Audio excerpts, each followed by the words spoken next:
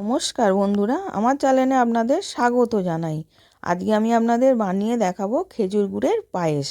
প্রথমে আমি গ্যাসের ওপর একটা কড়া বসিয়েছিলাম, তার মধ্যে 1 চামচ ঘি দিয়ে দিলাম।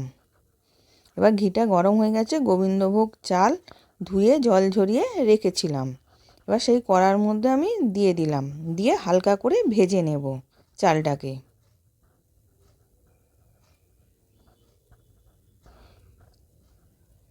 এবার হালকা করে ভাজা হয়ে গেছে। ওইদিকে আমি কড়ার মধ্যে 2 প্যাকেট দুধ জাল দিয়ে রেখেছিলাম, তার মধ্যে আমি চালটাকে দিয়ে দিলাম, দিয়ে সেদ্ধ করে নেব।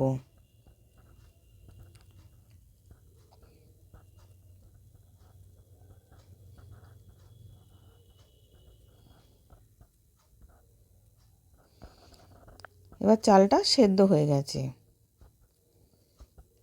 ওর মধ্যে আমি গুঁড়ো দুধ 2 প্যাকেট দিয়ে দিলাম, দিয়ে ভালো করে মিশিয়ে নেব।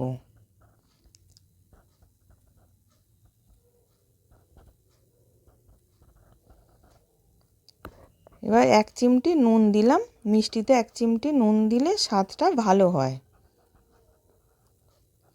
আর আমি 1 বাটি খেজুরের গুড় দিলাম। গ্যাসটা কমিয়ে গুড়টা দিলাম।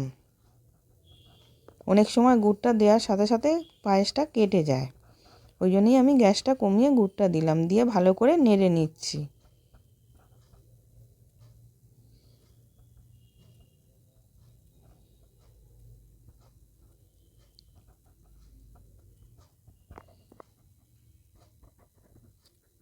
এবার পায়েসটা রেডি হয়ে গেছে, আমি নামিয়ে নিলাম।